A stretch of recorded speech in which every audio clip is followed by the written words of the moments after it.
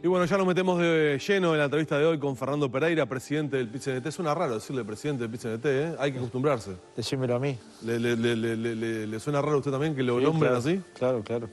Hay que acostumbrarse a estos nuevos roles. Sí, hay que acostumbrarse y supone un nuevo rol y una nueva responsabilidad que trataremos de hacerlo lo mejor posible, pero que supone un cambio mínimo, pero un cambio al fin. Bueno, y en estos rubros también estamos pedaleando y bicicleteando el tema de la ronda salarial, que está un poco trancada. Ayer, segunda instancia del Consejo Superior Tripartito para el sector privado, luego de la primera, lo que había sido la primera reunión, no hubo acuerdo. Pero ayer parece que por lo menos hubo más distancia, porque en tanto, una vez que se conocieron los lineamientos, la central fue rápidamente crítica de los primeros lineamientos que se conocieron, pero los empresarios habían tenido cierta aproximación a eso que presentaba el Poder Ejecutivo, pero ayer como que marcaron una distancia en algunos temas.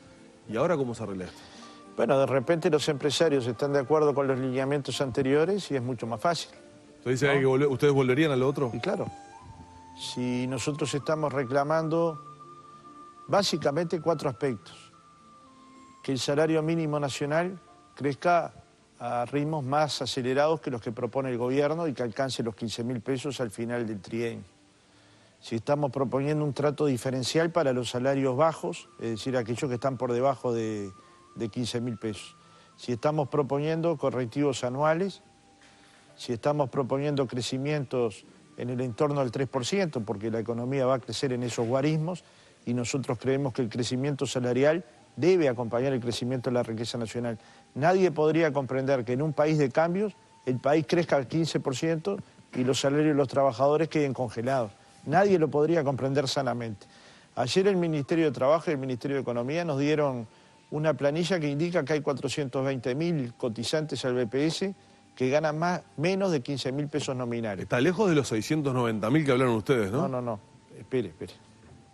Estos son cotizantes cotizantes al BPS. El Cuesta Duarte incluía El Uruguay tiene 25% de los trabajadores que no cotizan al BPS, léase personas en negro. Estas 490.000 personas viven con 12.000 pesos. Ese es el salario líquido, como máximo, ¿no? Hay de menos, hay de bastante menos. Si esa es la cifra, cualquier televidente que nos está mirando hoy puede considerar que una pareja con idénticos salarios y con 2 chiquilines pueden tener una vida para cubrir sus necesidades mínimas, satisfacer sus necesidades mínimas. Léase alimentación, educación de sus hijos, educación complementaria, transporte. Pueden. Me parece que la respuesta obvia de la teleaudiencia sería no. Ahora, cuando nosotros decimos que los cambios no se detengan, es porque encontramos, después del gobierno de Valle, salarios muy deteriorados. 47% después de aumento de salario real, encontramos que estos son los salarios en el Uruguay. ¿Hay que seguir avanzando o no? Es la pregunta. Nuestra respuesta es que sí, y se puede hacer, porque es verdad que hay desaceleración económica y problemas en la región, pero también es verdad que tanto los analistas privados como el Fondo Monetario Internacional dicen que el país va a crecer 15% de la riqueza. Nuestro planteo es tan exagerado cuando planteamos 15% aumento salarial. Claro, ahora yo si soy empresario y me siento en una mesa a negociar con usted, le digo, ¿por qué voy a estar yendo más allá de lo que el propio gobierno está diciendo, de un freno, de una cautela? Bueno, ¿por qué? Porque nosotros vamos a pelear.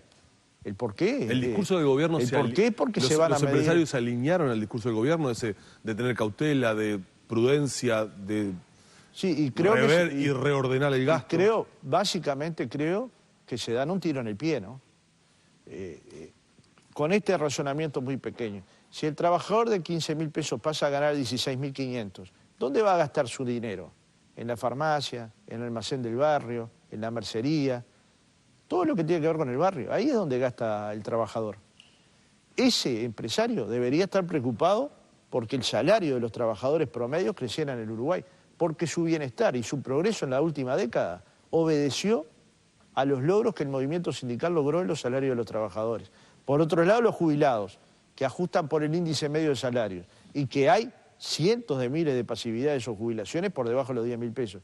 ¿No será necesario que ese aumento promedio también eleve esas jubilaciones? Cuando nosotros decimos si a los trabajadores nos va bien, al pueblo le va bien, es porque a todos estos sectores les va bien. A veces en un lugar sostienen esto y en otro lugar sostienen otra cosa, pero los pequeños comerciantes, los centros comerciantes comerciantes del interior, lo que deberían promover es que efectivamente los salarios mejoraran y las jubilaciones mejoraran, porque van a ir a parar a sus comercios. Bueno, ayer el sector empresarial en cierta medida también habló de la necesidad y la conveniencia, o por lo menos el acuerdo de mejorar el salario mínimo, ¿no? Digo, ¿lo habrá escuchado usted? Sí, por eso digo que podemos llegar a avanzar. Si el sector empresarial considera que estos no son los lineamientos y tal vez piense que son los lineamientos anteriores, el movimiento sindical está dispuesto a discutir sobre 4 premisas. El movimiento sindical no juega la lotería con los salarios, con lo cual con una inflación que nadie está convencido que esté controlada es muy difícil tener aumentos nominales. Por lo tanto, si esto no es desindexación, se parece, y nosotros no estamos de acuerdo. En segundo lugar, con que si el país crece tienen que mejorar los salarios y el poder adquisitivo de los trabajadores.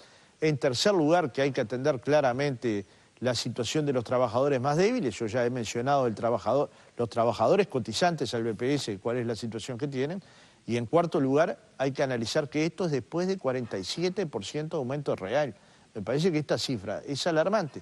Y si uno quiere desarrollar el país en un momento de desaceleración, no puede dar un mensaje confuso. El mensaje confuso de voy a resguardar, el otro día lo estuvimos conversando en este mismo canal, hace que aquel que pensaba reformar su baño no lo haga, aquel que tenía pensado hacer su cocina no la haga, el que quería cambiar un mueble tal vez lo detenga. Entonces, es un mensaje que trae consecuencias aleatorias, que medidas de a una sola son pequeñas, pero que si muchos miles de uruguayos la asumen, son complicadas. ¿Me permite una pausa, Pereira, que usted está mirando con nosotros la llegada de Martínez allí en la Intendencia? No sé si Cote está escuchando para ir en directo allí, o por lo menos estamos viendo lo que es la imagen de la llegada de Martínez a la explanada de la Intendencia, donde va a ingresar ahora por la puerta principal. Hay que decir y recordar que durante estas horas el público que asista a hacer los trámites normales de la Intendencia de Montevideo podrá ingresar por la calle Soriano. Allí tendrá en normal funcionamiento el ingreso para todo el público, y algunos trámites también se pueden hacer y realizar por la entrada de la calle San José, por el túnel de la calle San José, mientras estábamos observando que están los colegas allí también tomando alguna palabra de Daniel Martínez en la llegada a la Intendencia de Montevideo.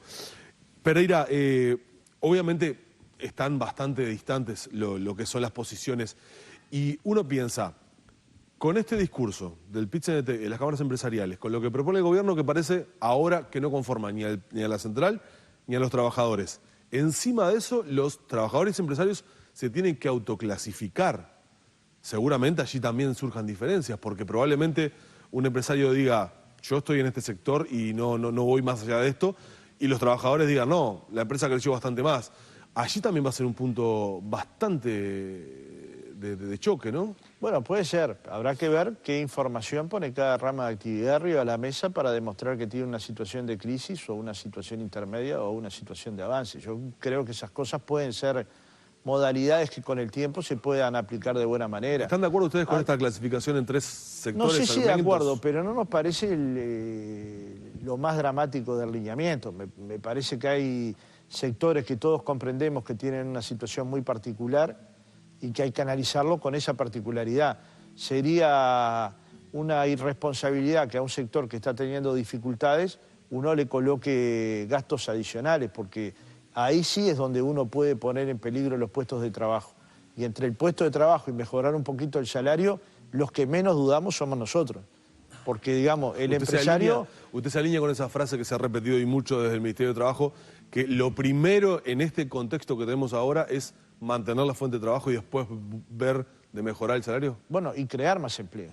Y la inversión pública es una herramienta de creación de empleo y de creación de desarrollo. ¿Cómo ha recibido todos estos vaivenes del Poder Ejecutivo en tema de inversión pública? Bueno, nosotros esperamos que en algún momento se nos informe cuáles son las inversiones que se van a hacer en el Uruguay, porque ayer hemos recibido todos los uruguayos mensajes contradictorios, ¿verdad? Escuchamos al ministro Astori, porque tenemos un aprecio importante, manifestar que va a ser la inversión en obra pública más importante de los 3 gobiernos del Frente Amplio, y al mismo tiempo a Carolina Cosé decir que va a ser menor que el periodo anterior. Con lo cual, seguramente tendremos que tener una información más acabada sobre cuál va a ser la inversión, en qué áreas y con qué finalidades, porque esto importa para el trabajo en la construcción, para el trabajo en la metalurgia y para el trabajo en otras ramas de actividad. Pero importa también para el desarrollo nacional, porque nosotros no es que solo nos preocupemos por salario, pero tampoco nadie nos va a hacer avergonzar por pelear por salario, porque parece que es un pecado corporativo pelear por ganar algo más que 15.000 pesos. Por Dios, pongamos las cosas en su lugar. Si un empresario tiene alguna dificultad, probablemente no pase las dificultades que pasa el trabajador cuando pierde su trabajo. Todos escuchamos las entrevistas que les hicieron a los obreros de Antel Arenas, obreros no dirigentes sindicales, obreros que decían, bueno, este es mi trabajo, de esto vivo. Si me quitan este trabajo que yo tenía previsto por 2 años, claramente afecta mi calidad de vida. Eso es lo que siente cualquier trabajador cuando pierde su empleo o va al seguro de paro. De forma tal que hay que tener una especial atención con el tema. Por eso decía, si hay situaciones que tienen crisis, que hay que atenderlas con especial atención, nosotros lo vamos a hacer. Pero ya lo hicimos en el 2002 con Achugarri de ministro, 2001, 2002 con Achugarri de ministro. Y en algunos sectores de actividad hubo que bajar salario para mantener empleo. Y nos dolía en el alma, pero lo teníamos que hacer en función de que el trabajo hace a la centralidad de las personas. Pero el Uruguay hoy no está en esa situación. Uruguay está en una situación que va a crecer 3% al año durante 5 años, con lo cual hay margen para que en la mayor parte de los subgrupos y grupos pueda haber incrementos salariales. Usted dice que hay sectores o empresarios pícaros que aprovechan la situación para generalizar la crisis. Bueno, ustedes son periodistas desde hace mucho tiempo, capaz que desde antes que yo fuera dirigente sindical o más o menos. Yo no creo. Sobre todo, pero ustedes han escuchado del 2005 todos los años plantear que no se pueden dar ajustes salariales porque eso se va a pagar con empleo. Y el Uruguay llegó a los niveles de desempleo más bajos de que se registran datos en el Uruguay. Entonces todo el mundo en el Uruguay llora un poco. Vamos a ser claros. Yo fui a negociaciones donde me decían que no se podían dar incrementos salariales porque había sequía. Y se estaba tratando de un tema de salarios de la salud, ¿no? Usted dígame el vínculo entre la sequía hace años, no esta sequía, una sequía anterior. Lo que quiero decir es, argumentos serios. Si hay una empresa que tiene dificultades para acceder al convenio colectivo, hay que analizarlo con los números arriba de la mesa. Ahora, mostrar los números es una cosa terrible en el Uruguay. Lo que en algunos países del primer mundo se hace con naturalidad.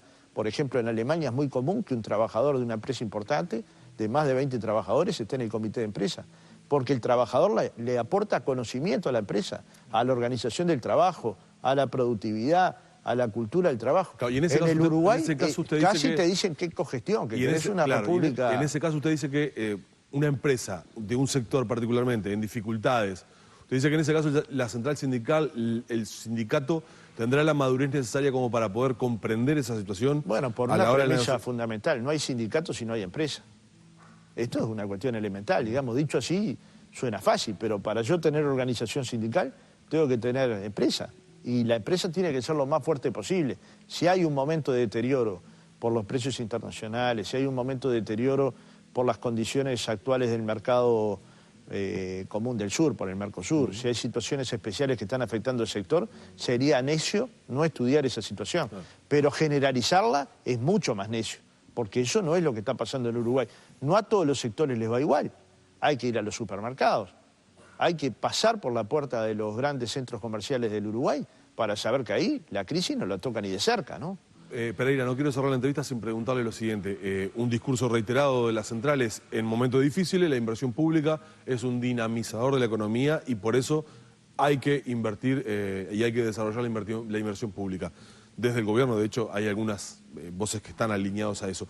¿Hay que echar mano de las reservas del país? Esa es una posibilidad que estamos estudiando. El Uruguay, en el momento de que el dólar bajaba dramáticamente, salió a comprar dólares para que ese precio no bajara. Y obviamente las reservas del Uruguay fueron por encima de lo que se había previsto.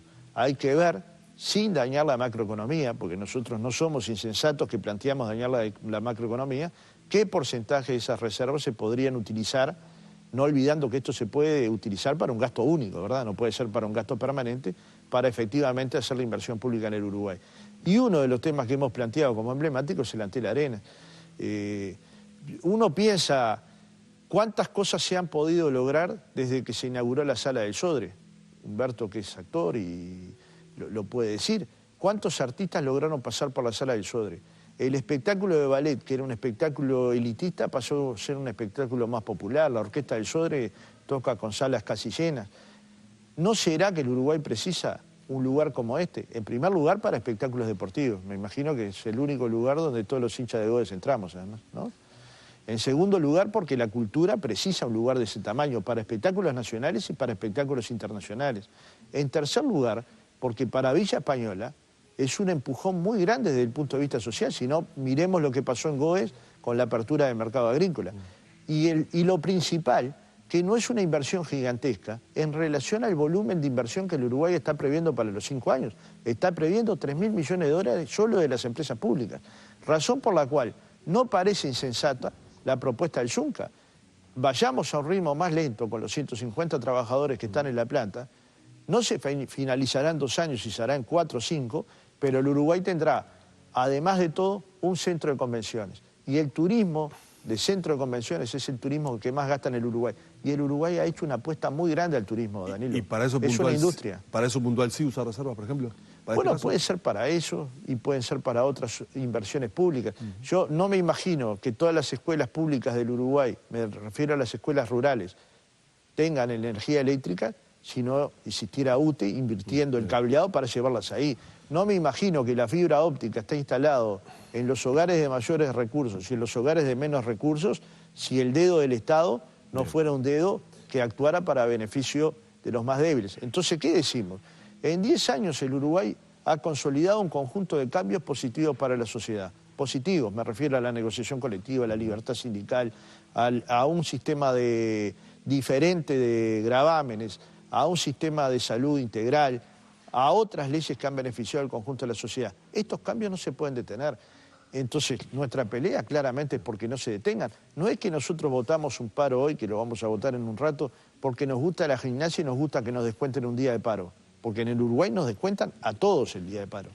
No, lo hacemos porque estamos convencidos que tenemos que tironear del brazo izquierdo del gobierno para que efectivamente aquellos cambios que se iniciaron no se detengan. Pereira, le agradecemos mucho, ¿eh? No, el agradecido como siempre soy yo. Muy amable. Humberto, ¿seguís por allí?